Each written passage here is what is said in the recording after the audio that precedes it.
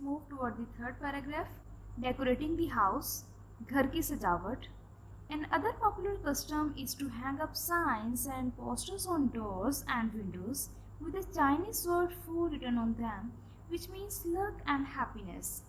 Another popular custom, एक दूसरा मशहूर रवाज, is to hang up लटकाना है साइंस इलामात को एंड पोस्टर्स और इश्तहारात को ऑन डोर्स एंड विंडोज़, दरवाज़ों और खिड़कियों पर. एक दूसरा मशहूर रवाज दरवाज़ों और खिड़कियों पर इलामात और इश्तहारात लटकाना है विद द चाइनीज़ वर्ड फू, जिन पर चीनी लफ्ज़ फू रिटन ऑन दैम लिखा होता है. एक दूसरा मशहूर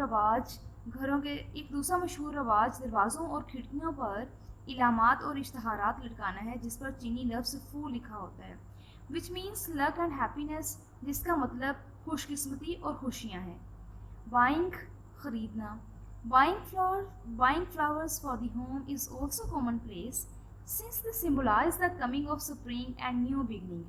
Buying flowers for the home, घर के लिए फूल खरीदना, is also commonplace, एक मामूली बात है. घर के लिए फूल खरीदना एक मामूली बात है. Since they symbolize the coming, चूँकि वो इलामत हैं द कमिंग ऑफ स्प्रिंग, बाहर की आमद की, एंड अ न्यू बिगनिंग, और एक नए आगाज़ की इलामत है. ठीक है, घर के लिए फूल ख़रीदना भी एक मामूली बात है चूँकि वो बाहर की आमद और एक नए साल के आगाज़ की इलामत है. Let's move toward the fourth paragraph. New year's eve dinner, नए साल की शाम का खाना. On the eve of Chinese new year, चीनियों के नए साल की शाम, इट इज़ कस्टमरी, ये रवाज है, टू विजिट रिलेटिव्स, रिश्तेदारों के यहाँ जाना एक रवाज है.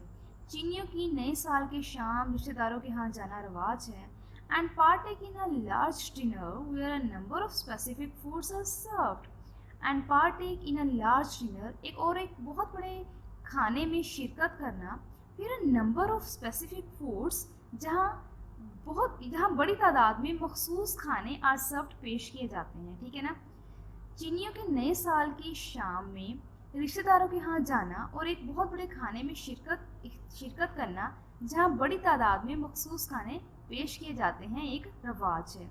It is typical for a Chinese family to make 8 to 9 dish for the New Year's Eve dinner, because in Chinese language the word 8 means prosperity and the word 9 means long lasting.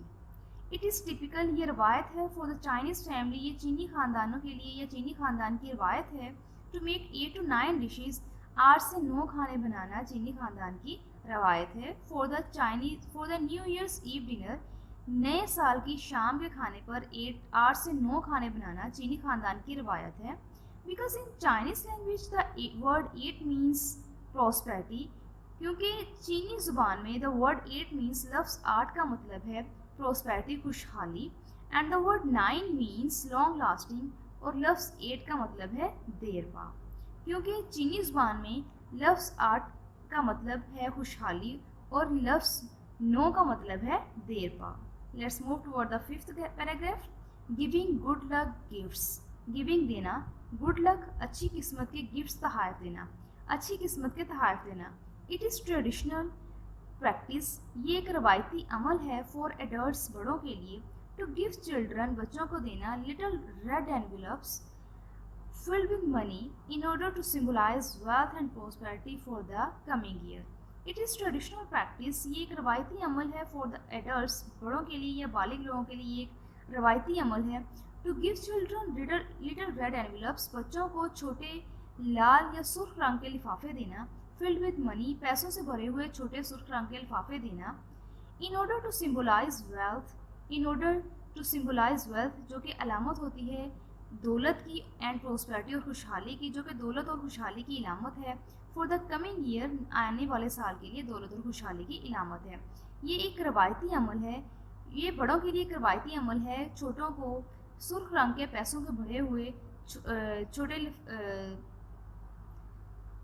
बच्चों को सुर्ख रंग के पैसों से भरे हुए लिफाफे देना, जो कि नए साल के या फिर आने वाले साल के लिए दौलत और खुशहाली की इलामत है. इट इज़ ऑल्सो कॉमन, ये भी आम बात है, it is also common for the elders to present red packets to unmarried members of the family. It is also common for elders, ये भी बड़ों के लिए एक आम बात है, टू प्रेजेंट पेश करना, रेड पैकेट सुर्ख रंग के लिफाफे पेश करना, टू अनमैरिड मेंबर्स, अनमैरिड गैर शादीशुदा अफराद को ऑफ द फैमिली, ख़ानदान के गैर शादीशुदा अफराद को सुर्ख रंग के लिफाफे पेश करना भी बड़ों के लिए ख़ानदान के गैर शादीशुदा अफराद को सुर्ख रंग के लिफाफे पेश करना भी एक आम बात है। Envelopes are not to be opened until the recipient has left the home of the giver. Envelopes are not to be opened.